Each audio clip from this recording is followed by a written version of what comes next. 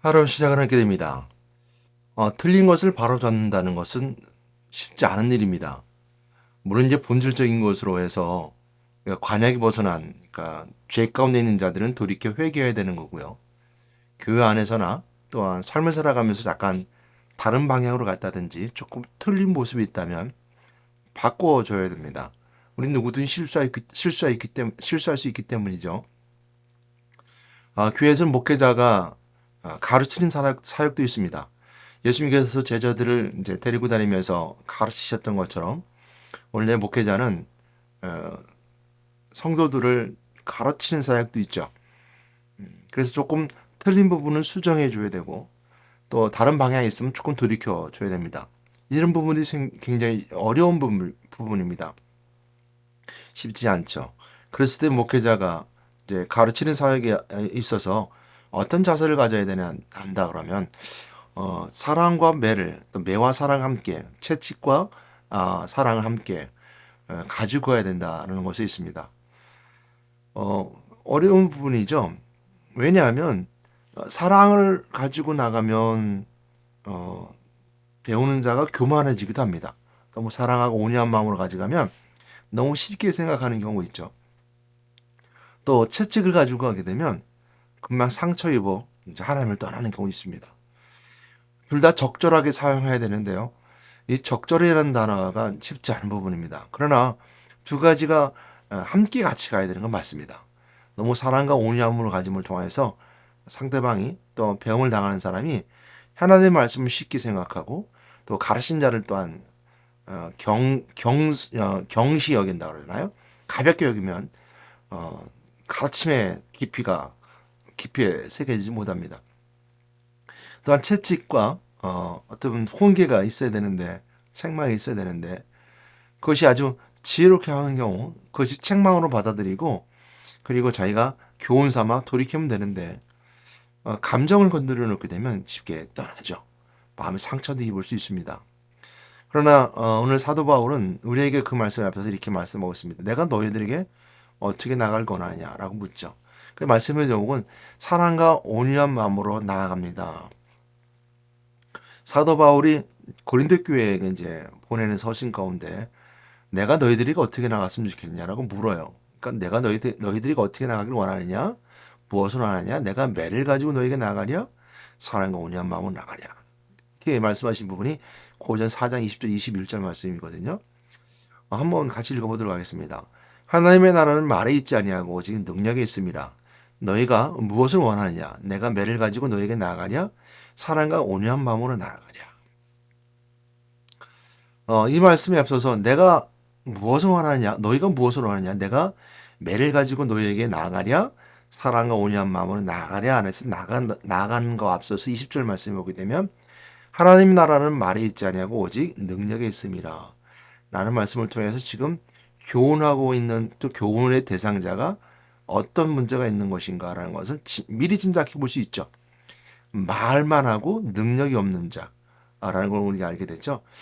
여기서 하나님 나라는 말에 있지 아니하고 오직 능력이 있음이라 라고 말하는 것을 통해서 이 말씀을 통해서 고린도 교회에 있는 어떤 자들에게 이 말씀을 전하고 있을까? 물론 이제 앞절에 보게 되면 그런 말씀들이 나옵니다. 너희들이 참 교만하다. 그러니까 너 교만해서 그 교만을 통해서 내가 가서 책망해 줄 것인데 그 교만한 자가 왜 교만한가? 라고 이제 말하면서 내가 이제 다시 오지 않을 것처럼 고린도끼리 다시 오지 않을 것처럼 음, 자기가 사도 바울이 없는 것처럼 생각하고 함부로 말을 떠드는 사람 바울처럼 말씀을 전하려고 하는 사람일 것 같아요. 교회 안에 또한 공동체 안에 중요한 업무를 맡는다든지 말씀을 전하는 사람일 수도 있습니다. 그래서 사도 바울보다 더 뛰어나려고 했고 더 앞서가려고 했던 부분이 있는데요. 물론 그건 당연히 가야 되는 부분입니다. 앞선 선생님보다 더 많이 제자가 훌륭해야 되는 것이 선생의 보람이기도 하고요. 그런데 문제는 뭐냐면 사도 바울이 없는 것처럼 뛰어난 것은 하지만 뛰어난 처럼 말만 하는 사람, 행동이 되지 않는 제자들이었던 것 같아요. 그래서 사도 바울이 말만 하지 말아라. 그리고 이 앞절에 보게 되면 그러냐? 그럼 내가 한번 가서 너희들 능력을 시험해 보겠다. 이렇게 말합니다. 내 능력을 알아보겠다. 이렇게 말하면서 말에 있지 않다. 하나님 나는 말에 있지 않고 오직 능력이 있다라고 이제 사도 바울이 그들이 권면하고 분명한 직설적으로 책망하고 있는 부분이죠. 이렇게 나오는 배경을 보게 되면요. 어, 그 사도 바울이 고린도 교회를 개척을 했죠. 그리고 고린도 교회를 개척했고 고린도 교회는 그 시대적 상황과 환경에 따라서 굉장히 타락의 도시였습니다. 그래서 고린도 사람들 그러면 성적으로 타락한 무리들이라는 것이 아주 만연되어 있던 그래서 그렇게 불렸을 때 그래서 성적으로 타락한 사람을 너 고린도 사람 아니야? 이렇게 말할 정도로 이렇게 타락했던 지역이 이제 고린도입니다. 지금 오늘날에는 이제 운하가 있어서 그러니까 그 바다와 바닷길 연결해주는 그 반도를 끼고 또 본 대륙 가운데 연결되는 가장 허리만한 곳에 허리처럼 생긴 개미 허리처럼 아주 가난한 곳에 고린도가 있습니다. 항구 도시고요. 그래서 거기서 이제 운하가 열려서 이제 배가 왔다 갔다 하는데요. 그것처럼 이제 그 해상도로의 교통 요충지고요. 또 성경에 있는 그 고린도 교회는 그 역사적으로 보게 되면 다 이제 폐허가 돼서 망했습니다. 근데 로마가 이제 점령하고 나서 다 폐허가 됐을 때 다시 이제 신생 도시로 세웁니다. 오늘날 말하면 아무것도 없는 곳에 새로운 도시를 건설하게 되죠.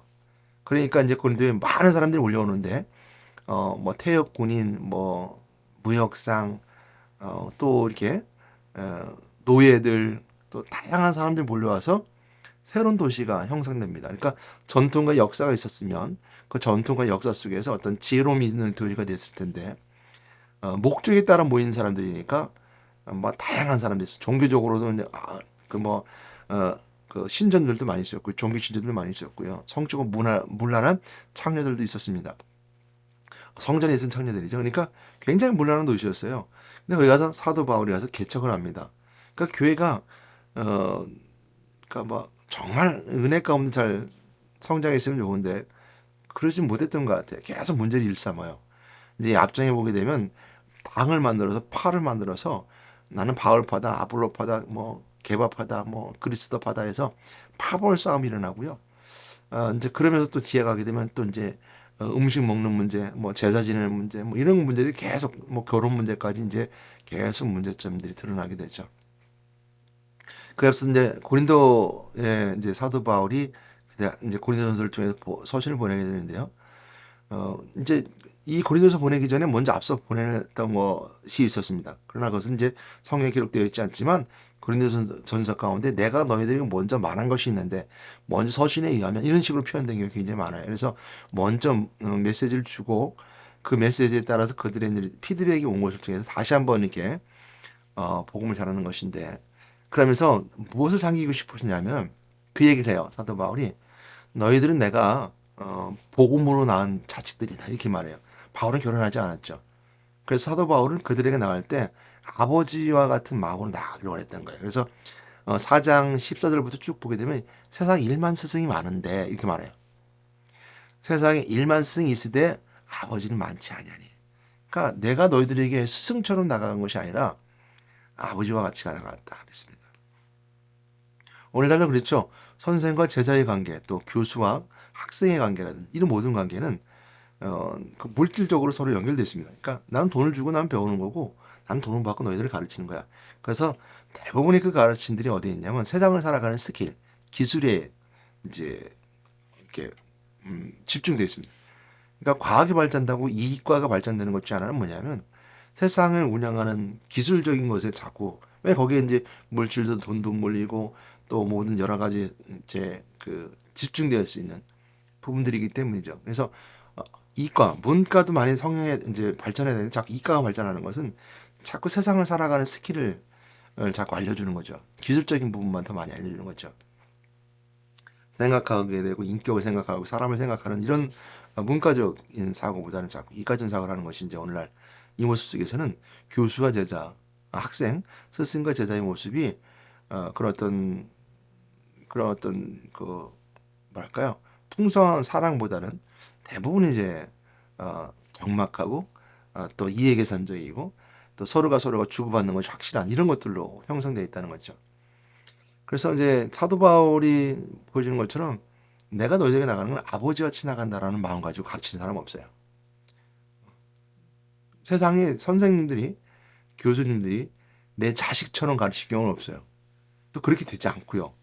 왜냐하면 세상은 학생 인권 조례안이라든지 또 교수 인권을 또 내세운다든지 이런 이해타산적인 계산이 굉장히 많이, 그리고 개인의 인격을 살리는 것들이 굉장히 많이 교육계에 있기 때문에 아버지와 자식처럼 되어지지 않고요. 학생도 선생도 이렇게 힘듭니다. 그러나 그런 마음은 가지고 있어야 되지 않을까라는 것을 이제 생각하면서 내 자식처럼, 또 학생은 내 아버지 부모처럼 이렇게 보고 배우는 것이 바로 이제 기본적으로 갖춰야 될 그 교양 가운데 있지 않을까라는 생각합니다. 그래가 마땅한 것 같고요. 사도 바울이 그래서 고린도 교회에게 아버지처럼 내가 너희에게 나간다 했습니다. 그래서 아버지처럼 나가는데 아버지는 없으니까 우리 자식을 키워봐서 알겠지만 자식이 잘못되면 매를 들어요. 우리가 이걸 이제 징계라고 하고 체벌이라고 표현을 쓰는데 몸에다 이제 벌을 주는 건데요. 근데 여기에 감정이 실리면 좀 심각해지죠. 감정이 실린다든지 부모가 자식에게 그런 다른 감정이 풀리면 심지어는 폭행으로 이어지게 되고요. 더 심각하면 이제 오늘 계속 이제 뉴스에 나오고 문제가 되는 것처럼 아이에게 문제가 심각해질 수 있습니다. 그런 일들이 종종 일어나죠. 부모가 부모의 역할을 다 못하는 겁니다. 그래서 그러나 이제 우리가 거기까지 우리가 생각하지 말고 우리가 아버지 같은 마음이 나오면 채찍을 체벌이 된다 하더라도 거기에 뭐가 있냐면 사랑이 따릅니다. 정말 이 아이를 폭행해서 뭔가 이렇게 흔적을 남기고 아니면 뭔가 굴복시키기 위한 이런 무언가를 굴복시켜서 복종시키기 위한 채찍이 아니라 돌이키게 만드는 거. 그리고 틀린 길에서 이렇게 옮겨주는데 잘 듣지 않으니까 경고할 수 있는 채찍이죠. 그런 아들도 알아요. 그 채찍이 아버지 사랑이 있으면 합니다. 그러기에 채찍과 사랑이 같이 가는 거거든요. 이 아버지의 마음은 하나님 우리를 사랑하신 하나님의 사랑 가운데 있습니다. 하나님은 우리에게 사랑으로도 오시지만 또 채찍을 가지고도 오셨어요. 근데 하나님의 사랑과 채찍은 굉장히 무섭습니다. 극과 극을 달리죠. 왜냐하면 하나님의 사랑은 독생자까지 내면서 하나님을 사랑하셨지만 하나님의 사랑 가운데 거하지 아니하고 하나님을 등하시고 배신하고 배반한 자에게는 지옥 멸망뿐만 아니라 우리가 하는 것처럼 진멸이라는 단어를 써서 싹 지우십니다. 그것이 창조주 하나님께 가능한 거죠. 그러나 기본적으로 온 인류를 향해서 하나님께서는 사랑을 가지고 오셨어요. 그리고 고난이라는 걸 통해서 채찍질하십니다. 노아 홍수 때 모든 걸 물로 씻으셨지만 이제 시간이 지나면서 예수 그리스도를 통해서 우리 주 은혜 가운데는 계속 고난이라는 것을 통해서 채찍질하고 돌아오길 원하죠. 그 아버지와 같은 마음이에요. 그래서 우리가 아버지와 부를 수 있게 하셨던 것이 예수 그리스도 통해 가능하신 거고요. 그 다음에 우리가 하나님의 자녀 삼으셨을 뿐만 아니라 하나님의 백성 삼으셨던 것은 예수 그리스도를 통해서 아주 하나님 우리에게 쉽고 또한 누구든지 예수 그리스도 믿음을 통해서 구원의 길을 열어주신 아주 그 은혜의 길을 열어주셨죠. 그러나 좁은 길입니다. 다 그 길을 들어갈 수 있는 건 아니죠. 이것처럼 오늘 사도 바울이 고린도 교회에 나갈 때 내가 매를 갖고 나가랴 아니면 사랑을 가지고 나가랴 너희는 무엇을 원하냐 이 말씀은 그 말씀 속에서 하나님의 온 인류에 대한 사랑과 온 인류에 대한 그 하나님의 계획하심이 들어있는 것을 보게 되고요. 사도 바울이 고린도 교회에 그 책망하고 또 고린도 교회의 잘못된 부분들을 수정하려고 할 때 그렇게 말했던 것처럼 내가 매를 갖고 나가랴 사랑과 온유함을 나가랴 너희들 무엇을 원하냐 이렇게 물었던 것처럼 그 안에는 그 사랑의 모습이 다 담겨져 있음을 알게 됩니다. 정말 매를 가지고 나가고 정말 사랑 온유함을 나간다면 무엇을 원하냐는 묻지 않죠. 이게 사랑의 마음입니다. 아버지와 자식의 마음이죠. 그랬던 것 같아요. 우리가 이제 하늘나라가 먼저 간 기정이가 하루는 초등학교 때인데요. 같이 몰려다니는 무리가 있었습니다. 근데 거기에 조금 손버릇이 안 좋은 친구가 있었어요. 그러니까 지고 싶지 않은 얘가 이제 그게 있거든요. 경쟁심이. 그러니까 그놈이 이제 손버릇이 나빠서 도둑질을 하니까 그걸 따라한 거예요. 그러니까 그 경쟁 심리죠. 그래서 이게 연락이 왔어요. 근데 그 가게 주인은 심각한 것 같은 얘기를 안 했어요. 그러니까 심각했으면 뭐 더 큰 급진적으로 발전했겠죠. 뭐, 경찰서를 간다든지. 근데 아이들이 이제 그 정도는 아니었던 것 같고, 또 평상시 아이가 봤으니까, 애들을 봤으니까, 이게 애들이 이제 호기심 아니면 이제 약간의 일탈이라는 걸 알고 학교 앞에 이제 가게에서 연락이 왔어요. 그래서, 어, 제가 매를 들었어요. 집에 와서. 근데 본인도 맞을 걸 각오하더라고요. 그래서 제가 매를 댔죠. 그리고 끝나고 기도를 해줬습니다. 이 말씀을 하는 건 뭐냐면 너희가 무엇을 원하냐라는 말씀에 본인도 알고 있다는 거예요. 자식이면 내가 무엇을 잘못했는지 알아요. 그리고 이 채찍을 맞는 것이, 이 징계를 맞는 것이 당연함을 알아요. 근데 그것이 이제 아버지와 자식과의 관계고 서로 사랑하는 관계 속에 있습니다. 내가 매를 가지고 너희가 나가냐? 사나고 오냐 마음은 나가냐? 입니다. 성도들도 마찬가지입니다. 목회자가 또 사역자가 뭐 물론 사역자도 채찍을 들 때는 하나님 채찍을 드시죠. 잘못 기도를 때는 또 사랑을 다가오시기도 하시고요. 그걸 경험한 사람은 성도들을 향할 때 매와 사랑을 같이 갑니다. 근데 성도들도 알아요. 내가 무엇을 잘못했는지. 그러면 그 징계를, 그 채찍을, 체벌을 뭐 우리가 실제로 때린다는 건 아니고요. 조금 그 말하는 것에 그러니까 조금 채찍질 같은 말을 해도 알아요. 알아들어요. 이게 성도입니다. 그것이 아버지와 자식 관계처럼 교회는 이런 관계 속에서 이루어져야 됩니다. 그리고 사랑으로 가져온 걸 알아요. 맞은 사람은 압니다. 저도 맞아봤지만 사랑이 담긴 채찍과 감정이 달린 채찍, 폭행과 그리고 나에게 경고하는 사랑의 매는 분명히 구별되고 서로가 알아요. 선생도 알고 제자도 알아요. 저는 여러분들 교회 안에서 마찬가지입니다. 그러니까 채찍질과 사랑과 온유함으로 두 가지 같이 가져 나가야 됩니다. 성도들에게 사랑과 온유함만 가지고 가게 되면요, 사람들은 기억하지 못합니다. 잘못한 걸 모릅니다. 그냥 교만하죠. 거기 본 말씀처럼 고린도 교회에 바울이 오지 않을 거라고 생각하고 그 얘기하거든요. 18절 말씀에 어떤 이들은 내가 너희에게서 나가지 않을 것 같이 스스로 교만하였으나, 그러니까 사도 바울이 나아가지 않을 것처럼, 이 고린도 교회 오지 않을 것처럼, 징계하지 않을 것처럼, 책망하지 않을 것처럼, 사랑하지 않을 것처럼 생각하고 스스로 교만해졌대요. 그래서 스스로 교만했다는 말이 그 뒤에 나온 19절 말씀이 바로 그 말씀에 그 말씀 설명했는데, 주께서 허락하시면 내가 너에게 속히 나가서 교만한 자들의 말이 아니라 오직 그 능력을 알아보고 있으니, 그들이 말만 하고 있다는 것을 알게 되죠. 그럼 20절 말씀에 하나님 나라는 말이 있지 아니하고 오직 능력이 있음이라 이걸 설명해 주고 있습니다. 어려운 부분인 걸 압니다. 이제 제가 이제 부교육자, 지금도 이제 뭐 동사 목사니까 부교육자와 마찬가지죠. 이제 어느 교회에서 이제 부교육자에 젊었을 때인데 30대 거의 40대 아니고 30대 후반인가 봅니다. 부교육자의 학생들을 맡고 있었어요.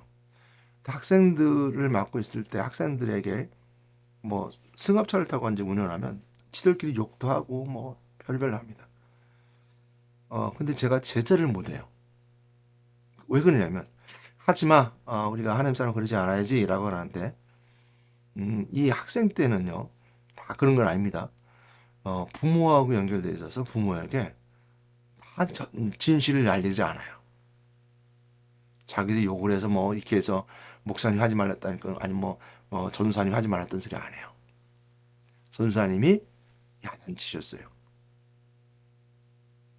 이렇게 얘기해요. 진실 얘기 안 합니다. 그러면 이게 교회에 영향력이 있는 직분자라면 담임 목사님들이 이야기도 하고 어떤 직접적으로 얘기도 합니다. 전사님 왜 우리 아이들 야단치세요? 설명해도 이해를 안 해요. 우리 아이가 그럴 일 없어요. 이게 이제 어, 영악한 아이들. 그러니까 다 그런 건 아닙니다. 정말 이제 우리 명문교회 아이들은 다 좋아요. 은혜 가운데 있고 아이들이. 근데 간혹 이렇게 영악하게 사단에게 쓰임만 아이들이 있어요. 그런 애들 때문에 이게 쉽게 하지 않습니다. 물론 교회 안에서 차를 타고 목사님 앞에서 운전하고 전사 운전하는데 뒤에서 욕을 하고 지들끼리 이상한 소리 한다는 거 그 자체가 벌써 사단에 쓰임 받는 자죠. 이렇게 신앙에 있는 자들은 그러지 않아요. 처음부터 그런 거죠. 쉽지 않습니다. 사단은 항상 호시탐탐 우리가 징계하는 거에서 성도들을 무너뜨리려고 노력을 해요. 그리고 사단은 항상 그 말씀 뒤에 따라와서 사람들의 마음을 흔들어 놓습니다. 그래서 먼저 은혜가 있으니까 은혜를 붙잡아야 돼요. 근데 자꾸 사단이 오는 말을 자꾸 붙잡습니다. 그래서 저는 그래도 오늘도 여러분들 건면합니다. 바울이 내가 너희들을 복음으로 나왔다라고 자식처럼 아버지와 같은 마음으로 나가서 원하는 게 뭐냐? 라고 묻고 매를 가지고 나가랴? 아니면 사랑과 온유한 마음으로 나가랴? 너희들이 무엇을 원하냐? 라는 말씀을 통해서 자식도 자기가 무엇을 잘못한 걸 알고 아버지도 자식에게 어디까지가 사랑으로 해야 되는 것을 알아요. 근데 그런 것이 없을 때는 그것이 폭력이 될 수 있습니다. 채찍은 폭력이 될 수 있고 매는 폭력이 될 수 있으며 사랑은 방종이 될 수 있습니다. 그럼 여러분 영적으로 깨어서 기도하면서 성령인도 받고 성령 충만한 가운데 교회를 치리하고 또한 교육 목회로 정말 하나님 앞에 한 사람이라도 영원히 하나님께 더 가까이 갈 수 있고 진실되게 갈 수 있고 흔들림 없이 갈 수 있며 은혜 가운데 나갈 수 있게끔 돕고 협력하는 또 하나님 일을 감당할 수 있는 사역자들 되기를 또 그런 성도들이 되어지기를 주님으로 축복하고 건면합니다. 기도하겠습니다. 하나님 내가 매를 가지고 나가랴 사랑과 온유한 마음으로 나가랴 라는 말씀에 따라 아버지 마음 품고 가는 자식이 가는 그 부모의 마음처럼 오늘 사도 바울이 고린도 교회를 보면서 고린도 전서를 씁니다. 저희들에게 이런 마음 품게 해주셔서 우리 성도들 바라볼 때 또 성도들도 성도가 된 입장에서는 내 자식과 아버지 모습으로 하나님의 말씀처럼 받아들일 수 있는 저들 되게 도와주시고 그 진실함을 밝히 알아서 은혜 가운데 갈 수 있는 저들 되게 인도해 주시면서 언제든지 함께 역사해 주실 믿고 우리 예수 이름으로 기도드렸습니다. 아멘.